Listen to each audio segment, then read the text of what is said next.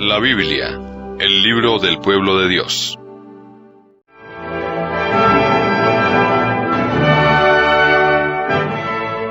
Segunda carta a los Corintios.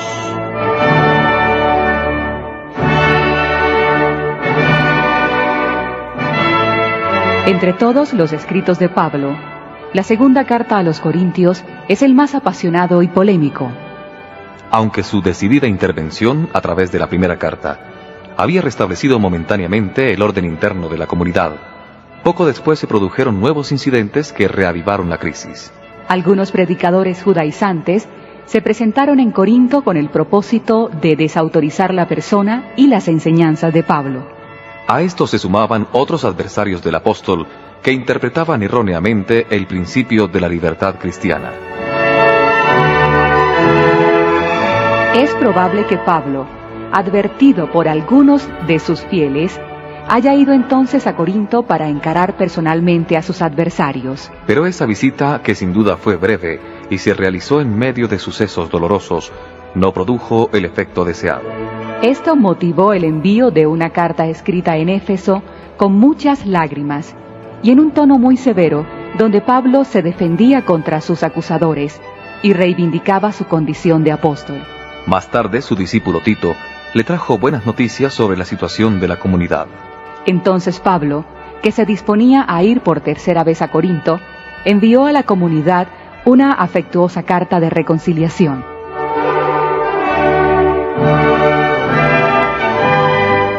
En su forma actual, la llamada Segunda Carta a los Corintios da la impresión de ser la recopilación de varios escritos de Pablo, provenientes del dramático y prolongado intercambio epistolar que él mantuvo con la iglesia de Corinto.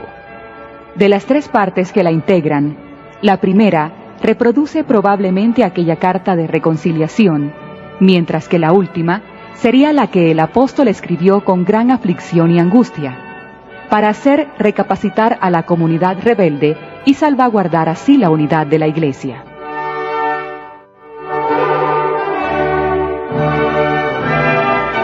Segunda Corintios 1.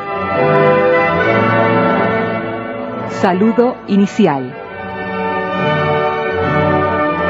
Pablo, apóstol de Jesucristo por la voluntad de Dios, y el hermano Timoteo, saludan a la iglesia de Dios que reside en Corinto, junto con todos los santos que viven en la provincia de Acaya. Llegue a ustedes la gracia y la paz que proceden de Dios, nuestro Padre, y del Señor Jesucristo.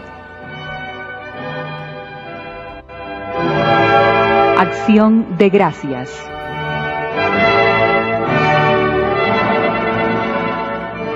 Bendito sea Dios, el Padre de nuestro Señor Jesucristo, Padre de las misericordias y Dios de todo consuelo, que nos reconforta en todas nuestras tribulaciones, para que nosotros podamos dar a los que sufren el mismo consuelo que recibimos de Dios. Porque así como participamos abundantemente de los sufrimientos de Cristo, también por medio de Cristo abunda nuestro consuelo. Si sufrimos, es para consuelo y salvación de ustedes. Si somos consolados, también es para consuelo de ustedes, y esto les permite soportar con constancia los mismos sufrimientos que nosotros padecemos. Por eso, tenemos una esperanza bien fundada con respecto a ustedes, sabiendo que si comparten nuestras tribulaciones, también compartirán nuestro consuelo. Queremos, hermanos, que ustedes conozcan la tribulación que debimos sufrir en la provincia de Asia. La carga fue tan grande que no podíamos sobrellevarla, al extremo de pensar que estábamos a punto de perder la vida. Soportamos en nuestra propia carne una sentencia de muerte, y así aprendimos a no poner nuestra confianza en nosotros mismos, sino en Dios que resucita a los muertos. Él nos libró y nos librará de ese peligro mortal. Sí, esperamos que también nos librará en el futuro. Ustedes también nos ayudarán con su oración, y de esa manera, siendo muchos los que interceden por nosotros, también serán muchos los que darán gracias por el beneficio recibido.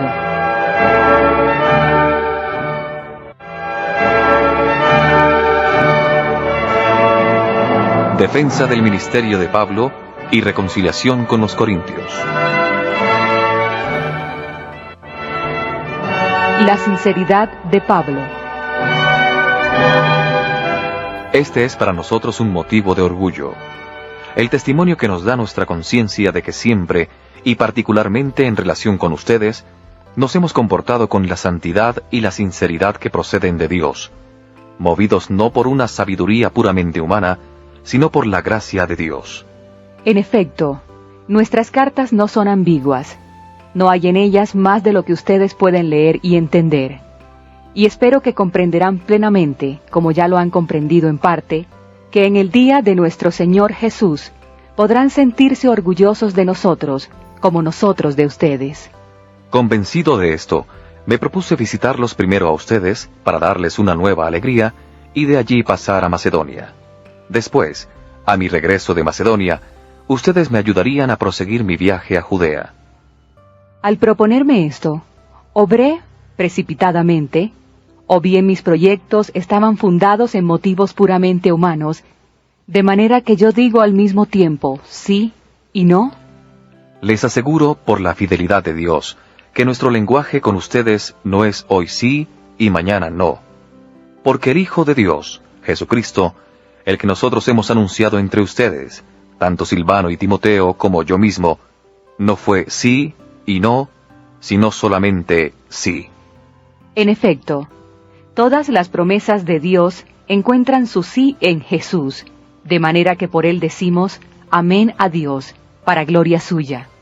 Y es Dios el que nos reconforta en Cristo, a nosotros y a ustedes, el que nos ha ungido, el que también nos ha marcado con su sello, y ha puesto en nuestros corazones las primicias del Espíritu.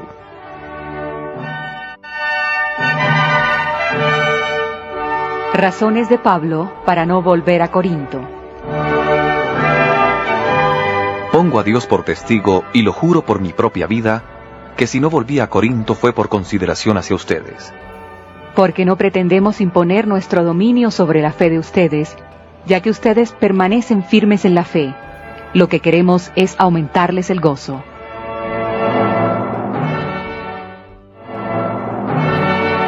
Segunda Corintios 2.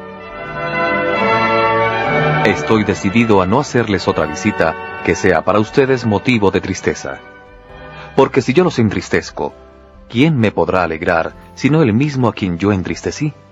Y si les he escrito lo que ustedes ya saben, fue para no apenarme al llegar, a causa de aquellos que debían alegrarme, porque estoy convencido de que mi alegría es también la de ustedes. Verdaderamente les escribí con gran aflicción y angustia, y con muchas lágrimas, no para entristecerlos, sino para demostrarles el profundo afecto que les tengo.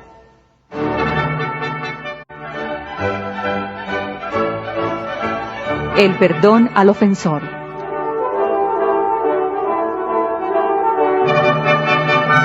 Si alguien me entristeció, no me entristeció a mí solamente, sino también en cierta medida, lo digo sin exagerar, a todos ustedes. Pienso que es suficiente el castigo que la mayoría ha impuesto al ofensor. Conviene ahora perdonarlo y animarlo para que el pobre no quede agobiado por una pena excesiva. Por eso, les ruego que en este caso hagan prevalecer el amor. Antes les escribí para ponerlos a prueba y ver si son capaces de obedecer en todo. Pero ahora, yo también perdono al que ustedes perdonaron, y lo hago en la presencia de Cristo por amor de ustedes, para que Satanás no saque ventaja de nosotros, ya que conocemos bien sus intenciones. Los frutos del ministerio apostólico. Cuando llegué a Tróade para anunciar la buena noticia de Jesús, aunque el Señor abrió una puerta para mi predicación, estaba muy preocupado porque no encontré a mi hermano Tito. Por eso me despedí de ellos y partí para Macedonia. Demos gracias a Dios, que siempre nos hace triunfar en Cristo, y por intermedio nuestro propaga en todas partes la fragancia de su conocimiento. Porque nosotros somos la fragancia de Cristo al servicio de Dios, tanto entre los que se salvan como entre los que se pierden. Para estos, aroma de muerte que conduce a la muerte; para aquellos, aroma de vida que conduce a la vida. ¿Y quién es capaz de cumplir semejante tarea? Pero nosotros no somos como muchos que trafican con la palabra de Dios, sino que hablamos con sinceridad en nombre de Cristo, como enviados de Dios y en presencia del mismo Dios. Segunda Corintios 3. Las credenciales de Pablo.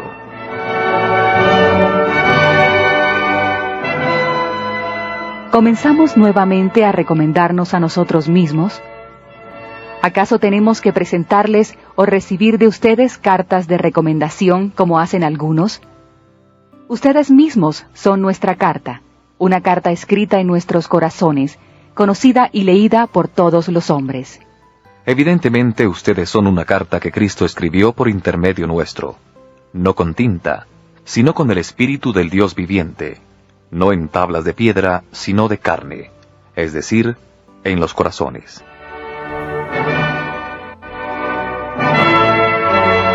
La superioridad de la nueva alianza. Es Cristo el que nos da esta seguridad delante de Dios, no porque podamos atribuirnos algo que venga de nosotros mismos, ya que toda nuestra capacidad viene de Dios. Él nos ha capacitado para que seamos los ministros de una nueva alianza, que no reside en la letra, sino en el Espíritu. Porque la letra mata, pero el Espíritu da vida. Ahora bien, si el ministerio que lleva a la muerte, grabado sobre piedras, fue inaugurado con tanta gloria que los israelitas no podían fijar sus ojos en el rostro de Moisés, por el resplandor, aunque pasajero, de ese rostro, ¿cuánto más glorioso será el ministerio del Espíritu? Y si el ministerio que llevaba a la condenación fue tan glorioso, ¿cuál no será la gloria del ministerio que conduce a la justicia? En realidad, aquello que fue glorioso bajo cierto aspecto, ya no lo es más en comparación con esta gloria extraordinaria. Porque si lo que era transitorio se ha manifestado con tanta gloria, ¿cuánto más glorioso será lo que es permanente? La libertad apostólica. Animados con esta esperanza, nos comportamos con absoluta franqueza, y no como Moisés, que se cubría el rostro con un velo para impedir que los israelitas vieran el fin de un esplendor pasajero. Pero se les oscureció el entendimiento, y ese mismo velo permanece hasta el día de hoy en la lectura del Antiguo Testamento, porque es Cristo el que lo hace desaparecer. Sí, hasta el día de hoy aquel velo les cubre la inteligencia siempre que leen a Moisés, pero al que se convierte al Señor se le cae el velo, porque el Señor es el Espíritu, y donde está el Espíritu del Señor, allí está la libertad. Nosotros, en cambio, con el rostro descubierto, reflejamos como en un espejo la gloria del Señor, y somos transfigurados a su propia imagen con un esplendor cada vez más glorioso por la acción del Señor que es Espíritu. Segunda Corintios 4. La luz del Evangelio. Por eso, investidos misericordiosamente del ministerio apostólico, no nos desanimamos y nunca hemos callado nada por vergüenza, ni hemos procedido con astucia o falsificando la palabra de Dios. Por el contrario, manifestando abiertamente la verdad, nos recomendamos a nosotros mismos delante de Dios frente a toda conciencia humana. Si nuestro evangelio todavía resulta impenetrable, lo es solo para aquellos que se pierden, para los incrédulos, a quienes el Dios de este mundo les ha enceguecido el entendimiento, a fin de que no vean resplandecer el evangelio de la gloria de Cristo, que es la imagen de Dios. Porque no nos predicamos a nosotros mismos, sino a Cristo Jesús, el Señor, y nosotros no somos más que servidores de ustedes por amor de Jesús. Porque el mismo Dios que dijo, brille la luz en medio de las tinieblas, es el que hizo brillar su luz en nuestros corazones para que resplandezca el conocimiento de la gloria de Dios, reflejada en el rostro de Cristo.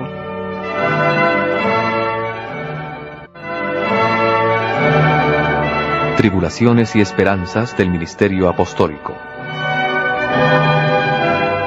Pero nosotros llevamos ese tesoro en recipientes de barro, para que se vea bien que este poder extraordinario no procede de nosotros, sino de Dios. Estamos atribulados por todas partes, pero no abatidos, perplejos, pero no desesperados, perseguidos, pero no abandonados, derribados, pero no aniquilados. Siempre y a todas partes llevamos en nuestro cuerpo los sufrimientos de la muerte de Jesús, para que también la vida de Jesús se manifieste en nuestro cuerpo. Y así, aunque vivimos, estamos siempre enfrentando a la muerte por causa de Jesús, para que también la vida de Jesús se manifieste en nuestra carne mortal. De esa manera, la muerte hace su obra en nosotros y en ustedes la vida. Pero teniendo ese mismo espíritu de fe del que dice la Escritura, creí y por eso hablé. También nosotros creemos y por lo tanto hablamos. Y nosotros sabemos que aquel que resucitó al Señor Jesús, nos resucitará con Él y nos reunirá a su lado junto con ustedes. Todo esto es por ustedes, para que al abundar la gracia, abunde también el número de los que participan en la acción de gracias para gloria de Dios. Por eso, no nos desanimamos. Aunque nuestro hombre exterior se vaya destruyendo, nuestro hombre interior se va renovando día a día. Nuestra angustia, que es leve y pasajera, nos prepara una gloria eterna que supera toda medida, porque no tenemos puesta la mirada en las cosas visibles, sino en las invisibles. Lo que se ve es transitorio, lo que no se ve es eterno. Segunda Corintios 5. La morada incorruptible. Nosotros sabemos, en efecto, que si esta tienda de campaña, nuestra morada terrenal, es destruida, tenemos una casa permanente en el cielo, no construida por el hombre, sino por Dios. Por eso, ahora gemimos deseando ardientemente revestirnos de aquella morada celestial, porque una vez que nos hayamos revestido de ella, ya no nos encontraremos desnudos. Mientras estamos en esta tienda de campaña, gemimos angustiosamente, porque no queremos ser desvestidos, sino revestirnos, a fin de que lo que es mortal sea absorbido por la vida. Y aquel que nos destinó para esto es el mismo Dios que nos dio las primicias del Espíritu. Por eso, nos sentimos plenamente seguros, sabiendo que habitar en este cuerpo es vivir en el exilio, lejos del Señor, porque nosotros caminamos en la fe y todavía no vemos claramente. Sí, nos sentimos plenamente seguros, y por eso preferimos dejar este cuerpo para estar junto al Señor. En definitiva, sea que vivamos en este cuerpo o fuera de él, nuestro único deseo es agradarle. Porque todos debemos comparecer ante el tribunal de Cristo, para que cada uno reciba, de acuerdo con sus obras buenas o malas, lo que mereció durante su vida mortal.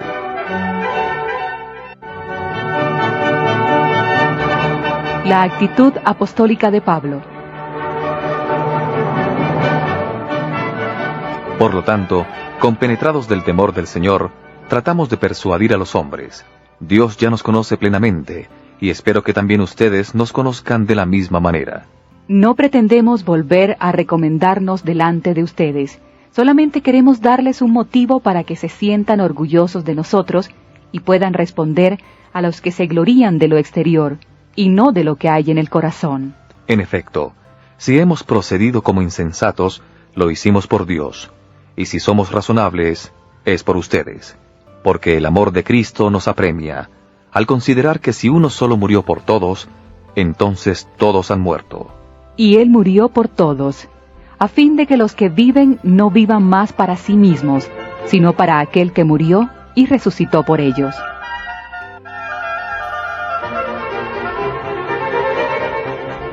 El ministerio de la reconciliación. Por eso nosotros, de ahora en adelante, ya no conocemos a nadie con criterios puramente humanos. Y si conocimos a Cristo de esa manera, ya no lo conocemos más así. El que vive en Cristo es una nueva criatura. Lo antiguo ha desaparecido, un ser nuevo se ha hecho presente. Y todo esto procede de Dios, que nos reconcilió con Él por intermedio de Cristo, y nos confió el ministerio de la reconciliación. Porque es Dios el que estaba en Cristo, reconciliando al mundo consigo, no teniendo en cuenta los pecados de los hombres, y confiándonos la palabra de la reconciliación. Nosotros somos, entonces, embajadores de Cristo, y es Dios el que exhorta a los hombres por intermedio nuestro. Por eso le suplicamos en nombre de Cristo, déjense reconciliar con Dios. A aquel que no conoció el pecado, Dios lo identificó con el pecado en favor nuestro, a fin de que nosotros seamos justificados por él. Segunda Corintios 6. El combate apostólico. Y porque somos sus colaboradores, los exhortamos a no recibir en vano la gracia de Dios, porque Él nos dice en la Escritura: en el momento favorable te escuché, y en el día de la salvación te socorrí. Este es el tiempo favorable. Este es el día de la salvación. En cuanto a nosotros, no damos a nadie ninguna ocasión de escándalo, para que no se desprestigie nuestro ministerio. Al contrario, siempre nos comportamos como corresponde a ministros de Dios, con una gran constancia. En las tribulaciones, En las adversidades, en las angustias, al soportar los golpes, en la cárcel, en las revueltas, en las fatigas, en la falta de sueño. en el hambre, Nosotros obramos con integridad, con inteligencia, con paciencia, con benignidad, con docilidad al Espíritu Santo, con un amor sincero, con la palabra de verdad, con el poder de Dios. usando las armas ofensivas y defensivas de la justicia, Sea que nos encontremos en la gloria o que estemos humillados, que gocemos de buena o de mala fama, que seamos considerados como impostores cuando en realidad somos sinceros, como desconocidos cuando nos conocen muy bien, como moribundos cuando estamos llenos de vida, como castigados aunque estamos ilesos, como tristes, aunque estamos siempre alegres, como pobres aunque enriquecemos a muchos, como gente que no tiene nada, aunque lo poseemos todo. Desahogo afectuoso de Pablo. Les hemos hablado, Corintios, con toda franqueza, y hemos abierto completamente nuestro corazón. En él hay cabida para todos ustedes, en cambio, en el de ustedes no la hay para nosotros. Yo deseo que me paguen con la misma moneda. Les hablo como a mis propios hijos. También ustedes abran su corazón. Las relaciones con los paganos.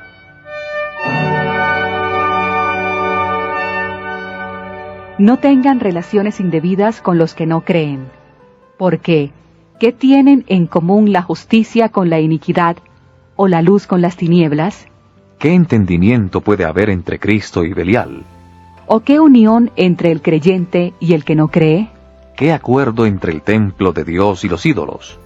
Porque nosotros somos el templo del Dios viviente, como lo dijo el mismo Dios. Yo habitaré y caminaré en medio de ellos. Seré su Dios, y ellos serán mi pueblo. Por eso, salgan de en medio de esa gente y pónganse aparte, dice el Señor. No toquen nada impuro, y yo los recibiré, y seré para ustedes un padre, y ustedes serán mis hijos y mis hijas, dice el Señor Todopoderoso. Segunda Corintios 7. Ya que poseemos estas promesas, queridos hermanos, purifiquémonos de todo lo que mancha el cuerpo o el espíritu, llevando a término la obra de nuestra santificación en el temor de Dios. Exhortación fraternal de Pablo. Háganme un lugar en sus corazones. Nosotros no hemos perjudicado, ni arruinado, ni explotado a nadie. No digo esto para condenarlos. Como ya les dije, ustedes están en mi corazón, unidos en la vida y en la muerte. Yo siempre les hablo con toda franqueza, y tengo sobrados motivos para gloriarme de ustedes. Esto me llena de consuelo, y me da una inmensa alegría en medio de todas las tribulaciones. Cuando llegamos a Macedonia, no tuvimos descanso. De todas partes nos acosaban las tribulaciones, luchas por fuera y temores por dentro. Pero Dios, que consuela a los afligidos, nos consoló con la llegada de Tito, y no solo con su llegada, sino también con el consuelo que ustedes le prodigaron.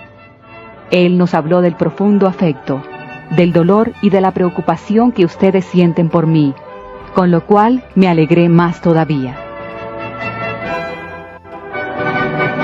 Las consecuencias de una carta de Pablo.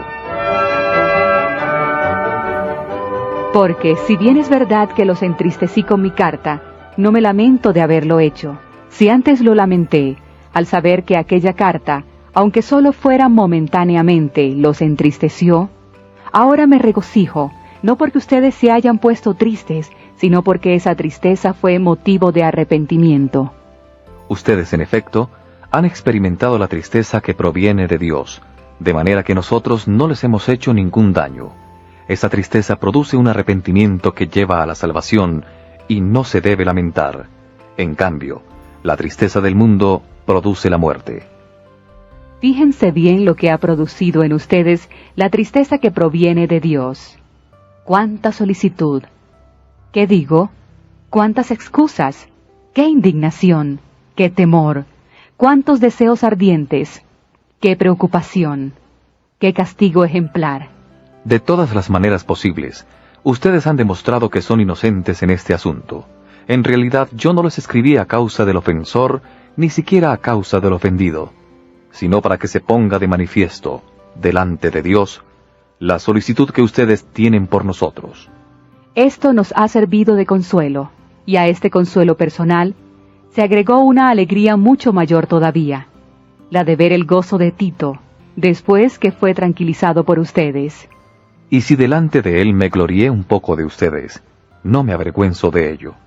Todo lo contrario, de la misma manera que siempre les he dicho la verdad, también en esta ocasión se comprobó que era legítimo el orgullo que sentí por ustedes delante de Tito. Y el afecto que él les tiene se acrecienta cuando recuerda la obediencia, el respeto y la reverencia con que lo recibieron. Por eso me alegro de poder confiar plenamente en ustedes.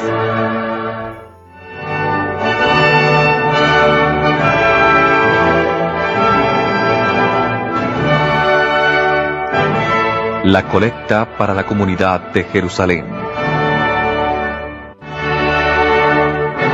Segunda Corintios 8.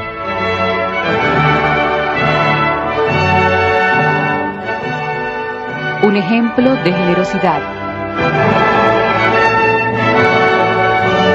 Ahora, hermanos, queremos informarles acerca de la gracia que Dios ha concedido a las iglesias de Macedonia. Porque, a pesar de las grandes tribulaciones con que fueron probadas, la abundancia de su gozo y su extrema pobreza han desbordado en tesoros de generosidad. Puedo asegurarles que ellos estaban dispuestos a dar según sus posibilidades y más todavía. Por propia iniciativa, ellos nos pidieron, con viva insistencia, que les permitiéramos participar de este servicio en favor de los hermanos de Jerusalén. Y superando nuestras esperanzas, ellos se entregaron, en primer lugar al Señor, y luego a nosotros, por la voluntad de Dios. Llamado a la generosidad de los corintios. Por eso, hemos rogado a Tito que lleve a feliz término entre ustedes esta obra de generosidad, de la misma manera que la había comenzado.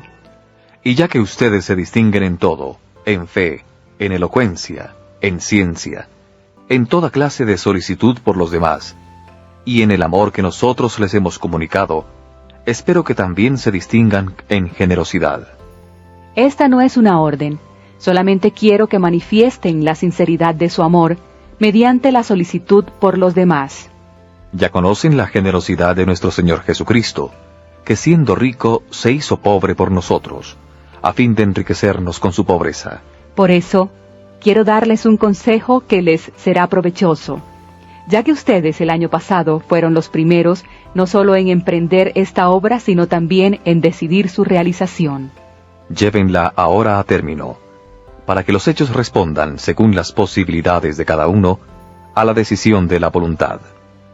Porque cuando existe esa decisión, a uno se lo acepta con lo que tiene, y no se hace cuestión de lo que no tiene. No se trata de que ustedes sufran necesidad para que otros vivan en la abundancia, sino de que haya igualdad. En el caso presente, la abundancia de ustedes suple la necesidad de ellos, para que un día la abundancia de ellos supla la necesidad de ustedes. Así habrá igualdad, de acuerdo con lo que dice la Escritura. El que había recogido mucho no tuvo de sobra, y el que había recogido poco no sufrió escasez.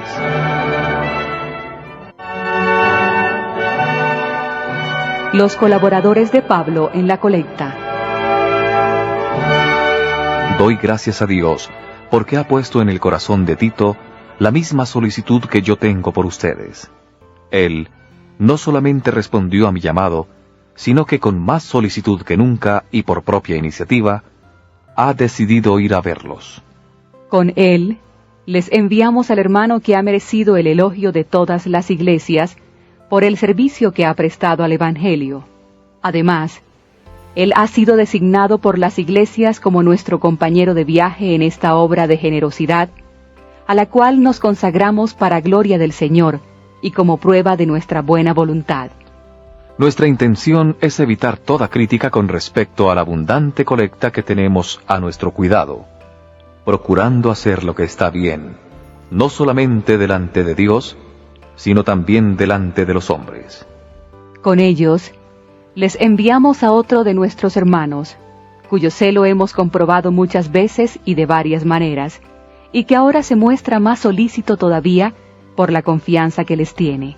En cuanto a Tito, él es mi compañero y mi colaborador entre ustedes, y los demás hermanos son los delegados de las iglesias y la gloria de Cristo. Pruébenles entonces su amor, y lo bien fundado de nuestro orgullo por ustedes delante de las iglesias. Segunda Corintios 9. Nuevo llamado a la generosidad.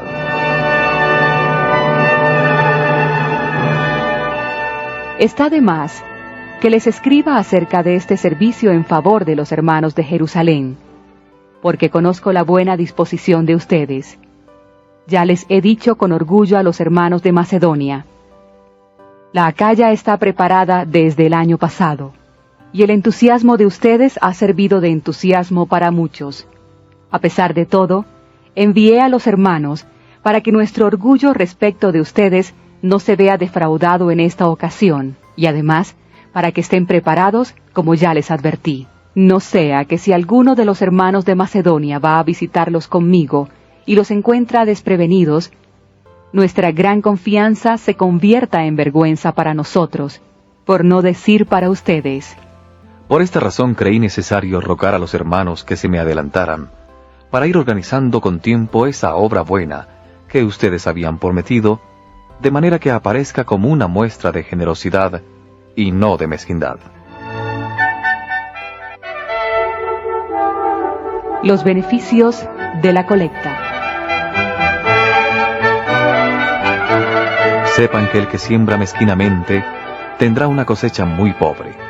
En cambio, el que siembra con generosidad cosechará abundantemente. Que cada uno dé conforme a lo que ha resuelto en su corazón, no de mala gana o por la fuerza, porque Dios ama al que da con alegría. Por otra parte, Dios tiene poder para colmarlos de todos sus dones, a fin de que siempre tengan lo que les hace falta, y aún les sobre para hacer toda clase de buenas obras. Como dice la Escritura: El justo ha prodigado sus bienes, dio a los pobres, y su justicia permanece eternamente.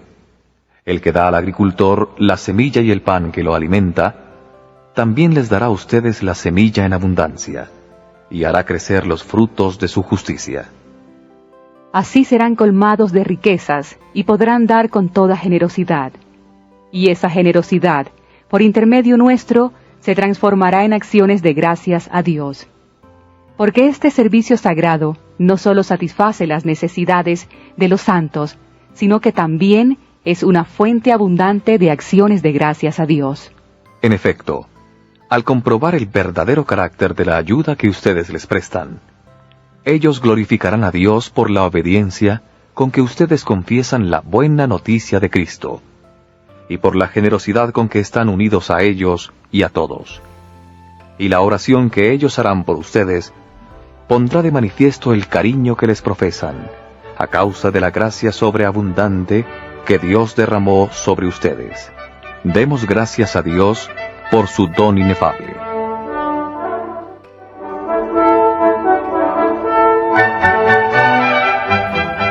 Autodefensa de Pablo. Segunda Corintios 10.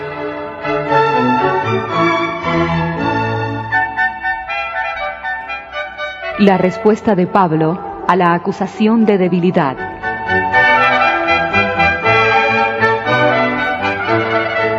Yo mismo los exhorto por la mansedumbre y la benevolencia de Cristo.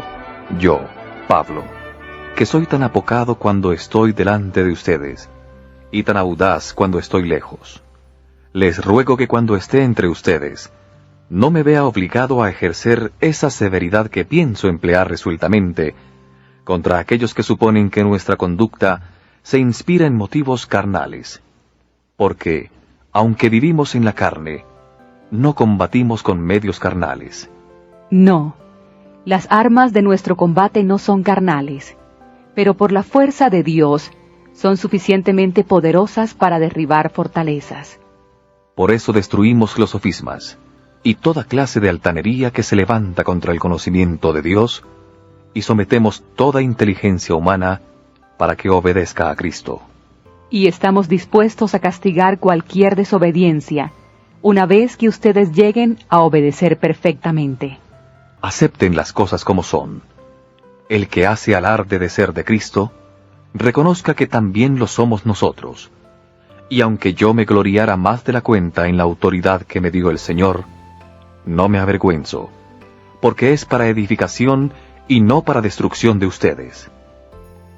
Les digo esto para que no piensen que pretendo atemorizarlos con mis cartas, porque algunos dicen, sus cartas son enérgicas y severas. En cambio, su presencia resulta insignificante y su palabra despreciable.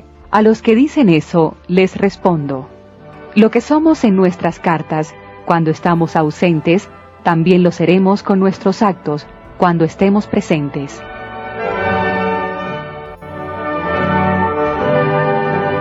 La respuesta a la acusación de ambición. En realidad, no pretendemos ponernos a la altura de algunos que se elogian a sí mismos, ni compararnos con ellos.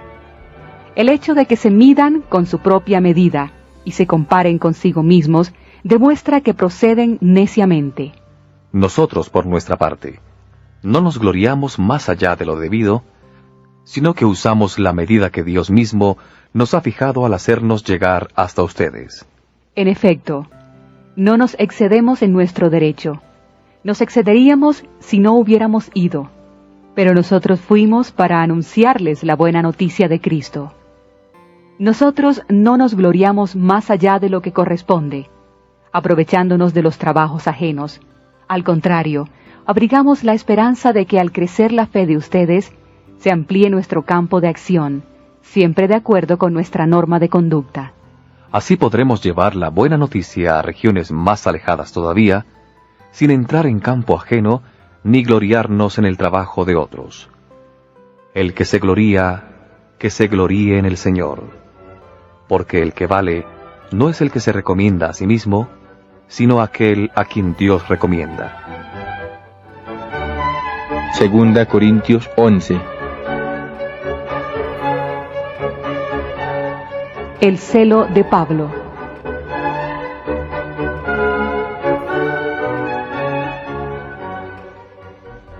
Ojalá quisieran tolerar un poco de locura de mi parte.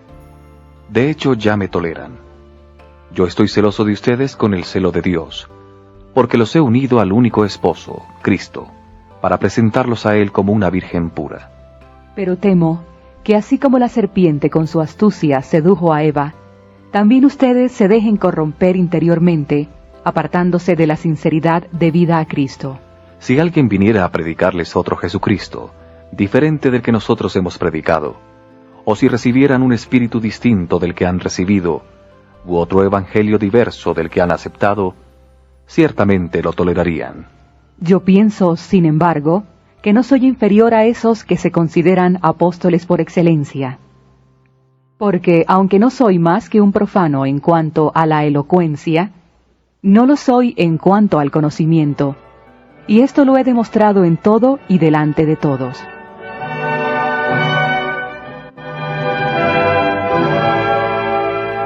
Apología del Apóstol. ¿Acaso procedí mal al anunciarles gratuitamente la buena noticia de Dios, humillándome a mí mismo para elevarlos a ustedes? Yo he despojado a otras iglesias aceptando su ayuda para poder servirlos a ustedes. Y cuando estaba entre ustedes, aunque me encontré necesitado, no fui gravoso para nadie, porque los hermanos que habían venido de Macedonia me proveyeron de lo que necesitaba. Siempre evité serles una carga, y así lo haré siempre. Les aseguro por la verdad de Cristo que reside en mí, que yo no quiero perder este motivo de orgullo en la región de Acaya. ¿Será acaso porque no los amo? Dios lo sabe, y lo que hago, lo seguiré haciendo para quitar todo pretexto a los que buscan una ocasión de gloriarse por los mismos motivos que nos gloriamos nosotros. Estos son falsos apóstoles, que proceden engañosamente, haciéndose pasar por apóstoles de Cristo. Su táctica no debe sorprendernos, porque el mismo Satanás se disfraza de ángel de luz. No es de extrañar entonces que sus servidores se disfracen de servidores de la justicia, pero su fin será digno de sus obras. Motivos de Pablo para gloriarse. Les vuelvo a repetir, que nadie me tome por insensato, y si me toma por tal, que me permita a mi vez gloriarme un poco. Lo que voy a decir ahora no lo diré movido por el Señor, sino como si fuera un necio, con la seguridad de que también yo tengo de qué gloriarme. Ya que tantos otros se glorían según la carne, yo también voy a gloriarme. ¿Con qué gusto soportan a los necios, ustedes que se tienen por tan sensatos? Toleran que los esclavicen, que los exploten, que les roben, que los traten con prepotencia, que los abofeteen. Dicen que hemos sido demasiado débiles. Lo admito para mi vergüenza. Pero de lo mismo que otros se jactan, y ahora hablo como un necio, también yo me puedo jactar. ¿Ellos son hebreos? Yo también lo soy. ¿Son israelitas? Yo también. ¿Son descendientes de Abraham? Yo también. ¿Son ministros de Cristo? Vuelvo a hablar como un necio. Yo lo soy más que ellos. Mucho más por los trabajos, mucho más por las veces que estuve prisionero, muchísimo más por los golpes que recibí. Con frecuencia, estuve al borde de la muerte. 5 veces fui azotado por los judíos con los 39 golpes. 3 veces fui flagelado. 1 vez fui apedreado. 3 veces naufragué. Y pasé un día y una noche en medio del mar. En mis innumerables viajes pasé peligros en los ríos, peligros de asaltantes, peligros de parte de mis compatriotas, peligros de parte de los extranjeros, peligros en la ciudad, peligros en lugares despoblados, peligros en el mar, peligros de parte de los falsos hermanos, cansancio y hastío, muchas noches en vela, hambre y sed, frecuentes ayunos, frío y desnudez. Y dejando de lado otras cosas, está mi preocupación cotidiana, el cuidado de todas las iglesias. ¿Quién es débil sin que yo me sienta débil?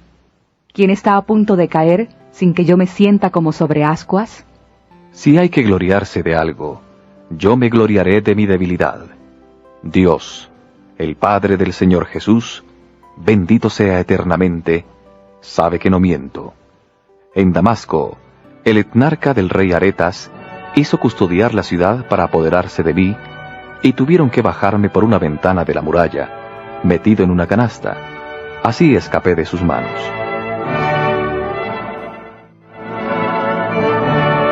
Segunda Corintios 12.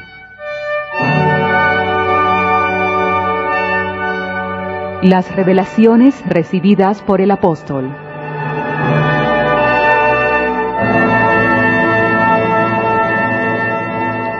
Hay que seguir gloriándose. Aunque no esté bien, pasaré a las visiones y revelaciones del Señor. Conozco a un discípulo de Cristo que hace 14 años, no sé si con el cuerpo o fuera de él, Dios lo sabe, fue arrebatado al tercer cielo. Y sé que este hombre, no sé si con el cuerpo o fuera de él, Dios lo sabe, fue arrebatado al paraíso, y oyó palabras inefables que el hombre es incapaz de repetir. De ese hombre podría jactarme, pero en cuanto a mí, solo me glorío de mis debilidades. Si quisiera gloriarme, no sería un necio, porque diría la verdad. Pero me abstengo de hacerlo, para que nadie se forme de mí una idea superior a lo que ve o me oye decir.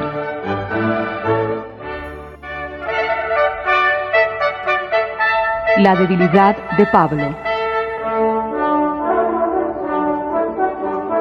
Y para que la grandeza de las revelaciones no me envanezca, tengo una espina clavada en mi carne, un ángel de Satanás que me hiere. 3 veces pedí al Señor que me librara, pero Él me respondió: Te basta mi gracia, porque mi poder triunfa en la debilidad. Más bien, me gloriaré de todo corazón en mi debilidad, para que resida en mí el poder de Cristo. Por eso, me complazco en mis debilidades, en los oprobios, en las privaciones, en las persecuciones y en las angustias soportadas por amor de Cristo. Porque cuando soy débil, entonces soy fuerte.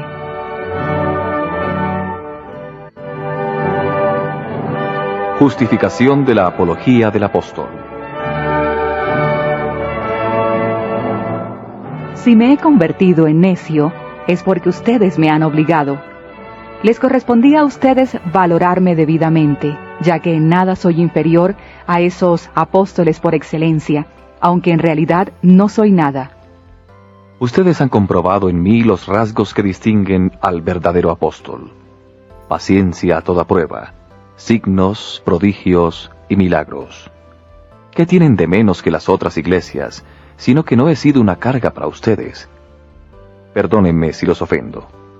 Ahora estoy dispuesto a visitarlos por 3ª vez, y tampoco en esta oportunidad les seré gravoso, porque lo que yo busco no son sus bienes, sino a ustedes mismos. En efecto, no son los hijos los que deben ahorrar para los padres, sino los padres para los hijos. En consecuencia, de buena gana entregaré lo que tengo, y hasta me entregaré a mí mismo para el bien de ustedes. Si yo los amo tanto, ¿no seré amado en la misma medida? Algunos dirán que personalmente no les he sido gravoso, pero que procedí así por astucia para atraerlos con engaños.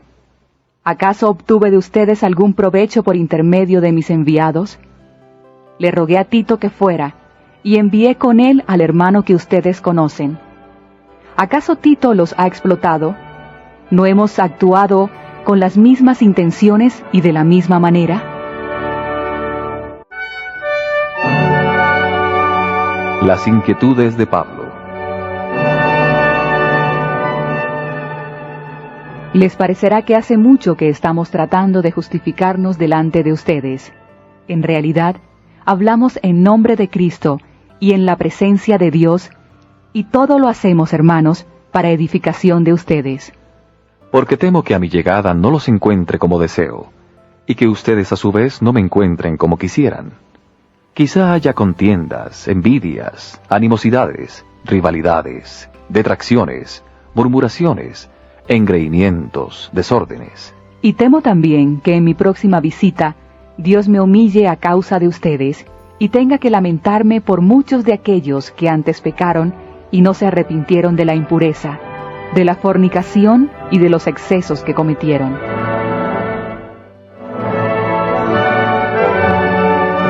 Segunda Corintios 13. Iré a visitarlos por 3ª vez. Toda cuestión debe decidirse por la declaración de 2 o 3 testigos. Ahora que estoy ausente, les repito la advertencia que les hice en mi segunda visita. Cuando vuelva seré implacable con los que pecaron, y también con todos los demás.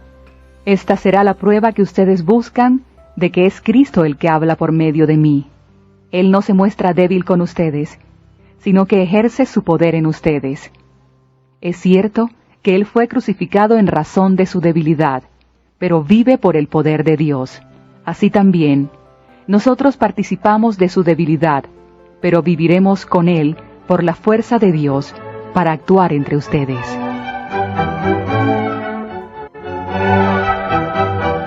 Desafío del apóstol.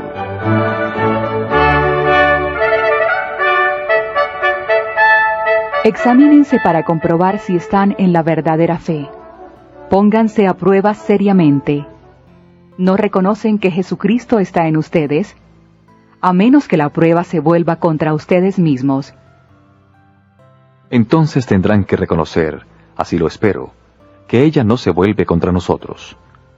Pedimos a Dios que no hagan nada malo, no para que nosotros salgamos airosos de la prueba, sino para que ustedes hagan el bien, aunque de ese modo la prueba se vuelva contra nosotros. Porque no tenemos ningún poder contra la verdad, sino a favor de ella. Sí, nosotros nos regocijamos de ser débiles, con tal de que ustedes sean fuertes. Lo que pedimos en nuestra oración es que lleguen a ser perfectos. De ahí el tono de esta carta que les escribo durante mi ausencia, para que cuando llegue no me vea obligado a ser severo, usando del poder que el Señor me ha dado para edificar y no para destruir.